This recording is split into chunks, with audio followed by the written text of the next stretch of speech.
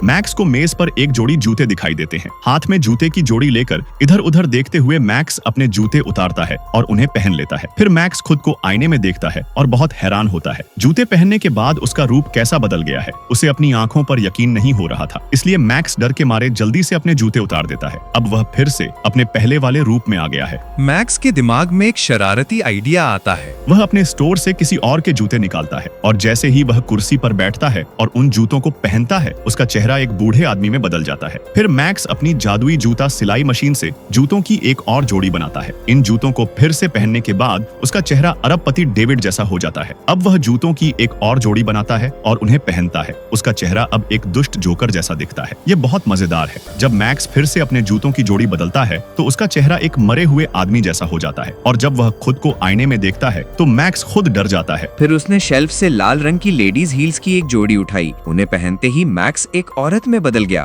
उसने इधर उधर देखा और शरारत से अपने पैंट के अंदर हाथ डाला और गर्मी महसूस की। मैक्स मूल रूप से लोगों के जूते ठीक करता है और नए जूते बनाता है। मैक्स के पास ऐसे कई लोग हैं, उनके पैरों के अनुसार जूते बनाना। तब से मैक्स दूसरे लोगों के जूते पहनता और उनके चेहरे पर बाहर घूमता। यह एक अजीब जादू की तरह था। एक दिन मैक्स ने एक व्यापारी की पोशाक पहनी और एक रेस्तरां में खाना खाया। बिल का भुगतान करने से पहले वह वॉशरूम गया। जब वह अपने चेहरे पर वॉशरूम से बाहर आया तो रेस्तरां का वेटर उसे देखकर चौंक गया। फिर वह बच्चों की तरह झूले पर बैठ गया और बच्चों की तरह झूलने लगा। एक दिन अपनी माँ को खुश करने के लिए मैक्स ने अपने पिता के पैरों के आकार के अनुसार जूते बनाए और अपनी माँ की अंतिम इच्छा को पूरा करने के लिए वह अपने पिता के जूते पहनकर अपनी माँ के पास गया। उसकी माँ ने सोचा कि उसका पति वापस आ गया। फिर दोनों खूब मस्ती करते हैं। फिर एक दिन मैक्स का एक ग्राहक उसके जूते पहनकर उसके जैसा हो जाता है। अब वो अपनी प्रेमिका से मिलने आता है। प्रेमिका भी अपने असली प्रेमी को पहचानने में गलती कर बैठी। लेकिन एक दिन मैक्स एक गैंगस्टर के घर जाता है और खुद को उसका असली गैंगस्टर बताता है। तभी असली गैंगस्टर उसके सामने आ जाता है। तो अब मैक्स गैंगस्टर से कैसे बचेगा?